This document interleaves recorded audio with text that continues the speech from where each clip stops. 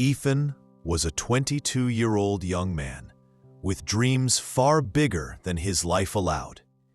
His hopes were high, his imagination was limitless, yet his life was moving completely in the opposite direction. He was late to every task, full of excuses, always complaining, and every single day ended with the same old line, "My luck is just terrible." His parents tried to guide him. Friends tried to encourage him, and even strangers sometimes gave him advice. But Ethan always had the same answer. Everyone works hard, but success only comes when luck supports you. And my luck, I don't know why it hates me so much. Slowly, this thinking became his habit. Whenever something went wrong, he blamed luck. Whenever he didn't work hard, he still blamed luck. And whenever he tried anything new, he gave up halfway, convinced that luck had already decided his failure. But one day, something happened that changed his entire life. On the outskirts of his small countryside town stood an old wooden chapel. It wasn't fancy, but it held a calmness that made people stop for a moment. Outside the chapel sat an elderly wanderer, a man with a snow-white beard, gentle eyes, and a peaceful smile that could quiet even the noisiest thoughts. Ethan had seen him many times from a distance, but never approached him. That day, after messing up another job interview because he arrived late, Ethan's heart felt completely crushed. He picked up a small stone from the road, looked up at the sky, and shouted, "Why did you give me such terrible luck?" The wanderer heard him. He smiled, softly, calmly. Then he said, "Luck is never bad, son.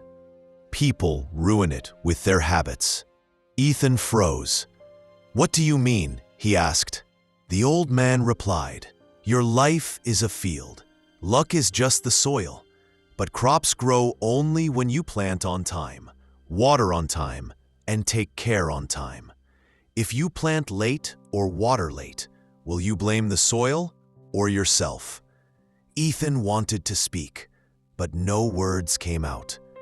The wanderer continued, "Your problem isn't your luck, it's your habits. Change your habits, and luck will bow before you." For the first time, someone had touched the real flaw inside him, and strangely, he didn't feel offended. Instead, it felt as if someone had wiped the fog from a mirror he'd been staring into for years. That night, Ethan lay awake thinking. He had dreams, but no discipline. He had wishes, but the wrong habits. And the next morning, he made a decision that felt heavier than anything he had ever done.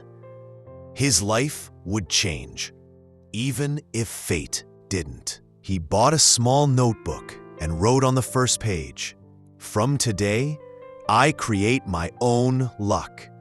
From that day, he made 3 changes. 1. Wake up early. 2. Finish one small goal every day. 3. Stop blaming luck forever. The first few days were torture. He didn't want to wake up early. He didn't want to stay consistent. He didn't want to fight with his own lazy habits.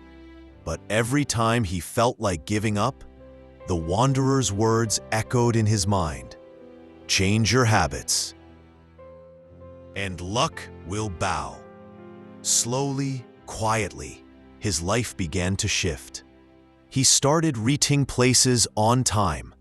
He began paying attention to details. He stopped blaming others or fate for anything. After a few months, he landed an internship at a small company. The salary was tiny, but for Ethan, it was the first real fruit of his efforts. He worked with dedication. He worked with honesty, and people around him noticed the transformation. Ethan has changed, they said. He's not the same boy. 6 months later, the company hired him full-time. And from that point, life began to turn truly meaningful. One day, a major project arrived, one that required responsibility, trust, and commitment. The manager selected only 2 people for the project, and one of those names was Ethan. Ethan was shocked. He went to the manager and asked, "Sir, I haven't done anything extraordinary. Why me?" The manager smiled. "Because you've become bigger than your excuses, Ethan. Most people try to change their fate, but you changed yourself first. That's why your fate has started changing." Ethan's eyes gleamed with a glow he had never felt before. For the first time, he realized that his luck was never bad. He had simply been looking into a dirty mirror created by his own habits. Time passed. Ethan's discipline became his identity. His honesty, his consistency, his work ethic, everything lifted him higher. The boy who once cried about bad luck now inspired. Don't curse your luck. Fix your habits. Everything else will follow. Years later, he visited the same old chapel. The wanderer was still there, unchanged by time. Ethan knelt before him and said, "Sir, your words changed my entire life." The old man smiled. "No, son. Your changed habits did that. I merely showed you the mirror." Ethan's eyes filled with tears of gratitude, pride, and the joy of everything he became. He had money now, respect, stability, and more than anything, belief in himself. He told everyone he met, "Become a little better every day. Fate isn't what's written above. Fate is what you build with your actions." Slowly, Ethan's story spread throughout the town. People began to see him as an example. Those who once laughed at him now learned from him. And Ethan always repeated the same line, "Change yourself, and fate will change automatically."